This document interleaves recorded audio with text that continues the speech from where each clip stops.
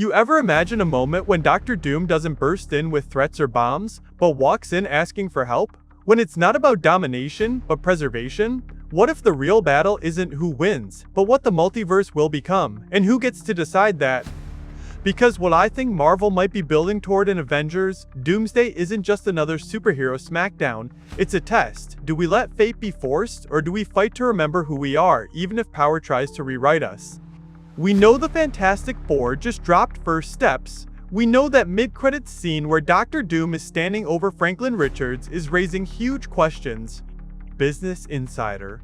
So let's dive in, together, into what could be on the table if Marvel leans into all these threads and builds something deeper than just heroes versus villains.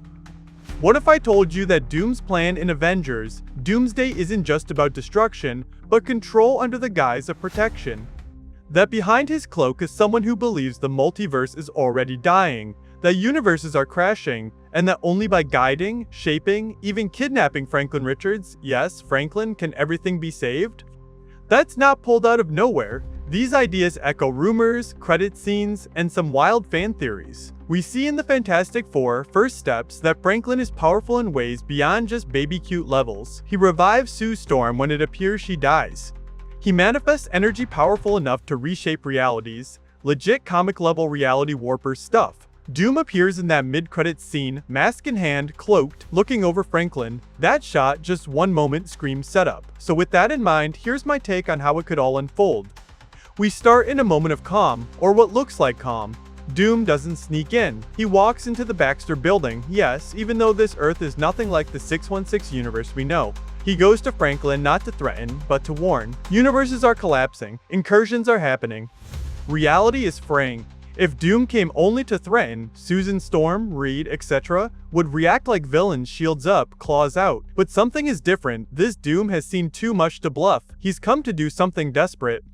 This ties into what fans have speculated, that Doctor Doom is being positioned in the MCU not just as an antagonist for punch scenes, but someone with a vision, twisted or otherwise, for saving the multiverse.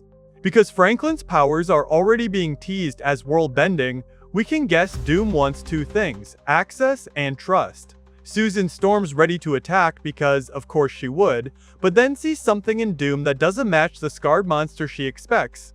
His face, his demeanor, his sincerity throw her off. That hesitation gives Doom a window. He doesn't just demand help, he asks for it. We're not used to Doom asking. That's major. Once he convinces Sue, and very likely Reed, Johnny, Ben, that the threat isn't imaginary, we get team splitting. Doom, Susan, Johnny, Franklin head off into realms or universes beyond 616. Meanwhile, Reed and Ben stay behind to manage Earth's defenses. Meanwhile, others, Avengers, X-Men, maybe the TVA, because after Loki you know they're tangled up, are all picking up signs. Incursions. Disappearing Earths. Something cosmic destabilizing. Here's where things get messy. Diplomacy fails, because some heroes see Doom's methods, others see Doom himself, and wonder, can we trust this guy? The X-Men might believe Doom only partially. Maybe his threat of Avengers destroying Earths to save themselves comes from evidence or rumors. Maybe Charles Xavier sees leaked memories, maybe through telepathy or manifestations of reality being erased. He might move to contain the danger, maybe even imprison Monica or others as leverage. At this point, America Chavez enters. She's found Monica Rambeau, or whatever dimension her Earth is on, and she warns that Earth is about to incursion into their own. That raises the stakes. If Earth collapses into Earth 616, whatever damage incursions cause will be catastrophic. The risk makes Reed propose a more delicate method using multiversal ship, slower but safer. But Doom has already anticipated opposition. Maybe he's already hacked or neutralized defense systems, sentinels or magical dampeners, or tech in the other universe. Chaos erupts, Avengers vs X-Men. Doom watches the war unfold, but his plan isn't full conquest, it's selection. This is where, I think, he kidnaps Franklin and perhaps America if she gets in the way. He boosts his control by isolating the sources of chaos powers that can alter reality, that can disrupt Doom's idea of order. Doom claims only Franklin can save the multiverse. Wanda Maximoff is important. Maybe not directly present, maybe missing, maybe presumed dead depending on how Multiverse of Madness's fallout is handled. Doom shows her as part of a larger design, a new multiverse with their kids maybe, but when America or Franklin confront the truth, is this peace or just a prison? They begin to doubt. They see memories of suffering erased, heroes forgotten, timelines stitched over, loves and wars and identities flattened. Now here's a moment Marvel could drop in something beautiful. We see resistance forming, Strange, Loki, maybe variants of Reed Richards who escaped erasure. They understand what Doom built is awe-inspiring, yes, but unnatural. They remember the price, so they search for forgotten Reeds, those lost to Doom's rewriting. They find one hardened, bitter Reed, one who didn't become Mr. Fantastic, but who survived. That Reed becomes key because only someone who remembers can chip away at Doom's structure. Hey, before it gets too heavy, if you're digging this breakdown, smash that like, hit subscribe, share with your friend who's going to argue with you over Marvel details so they can see what might actually come true. Now back to breaking down what's coming. So with the Resistance assembled, we head toward a climactic convergence, a battle that is not just physical but metaphysical. Walls between realities, memories, identities are the stakes. Wanda fights versions of herself. Loki faces his death. Franklin stands opposite Doom and Reed, who apologizes but never stops caring. In that moment, Franklin realizes that peace forced is no peace. He uses his power not to obliterate Doom, but to reset. This reset isn't about going back exactly. It's about building forward a multiverse where memory, identity, choice matter. After the reset, reality reforms. Doom is isolated. Wanda leaves to find truth, to hold on to her experiences, not deny them. America Chavez, free from manipulation, understands her role. Reed and Franklin, father and son, have a somber reunion. Someone gifts Franklin a data crystal, a map of possibilities, not roads of control.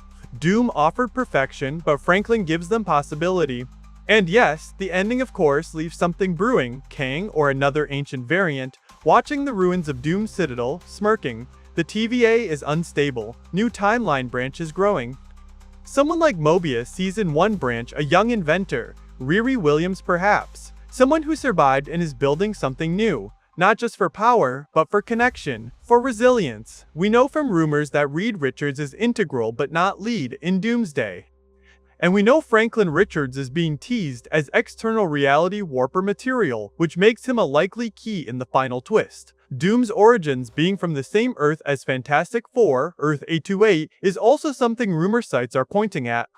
So here's what all this means. Marvel might be playing for far more than spectacle. They're setting up Secret Wars 2027, not just as another crossover, but as the fallout of a question: what is reality, who owns it, and how much do we lose when we trade freedom for safety? If you listen to the heart of this theory, it's scary but powerful. Because it asks us what heroism looks like when your enemies believe they are saving the world, but are really reimagining it. Does a world without suffering still count as a world worth living in if you forget? If you can't choose your own pain, your own path? I believe Avengers Doomsday could be Marvel's most emotionally ambitious film yet. It could force us to ask what matters more, control or chance, order or chaos. Doom, at his worst, believes peace is a straight line. But maybe you and I, as the audience, want the messy version too. The version where mistakes, heartbreak, and identity are part of the story. That's where the seed of Secret Wars could really sprout, not just in battle, but in memory. Where Franklin doesn't just fix the broken worlds, but helps us remember what made them worth saving. And when the credits roll, I expect there will be someone left watching in the void. A figure older and more patient than Doom. Kang, or another variant. They'll see what Doom built and failed to control. And then the next phase begins. If this pans out, we're not just witnessing the rise of a villain, we're witnessing the test of everything Marvel's built over decades. Of every sacrifice, every timeline, every universe. And I wouldn't want it any other way. So what do you think? Is Doom really this tragic, visionary monster? Or just another tyrant with delusions? Do you believe Franklin will choose memory over control? Drop your thoughts in the comments. Let's argue, theorize, get hyped. Because whatever happens, this story might change everything.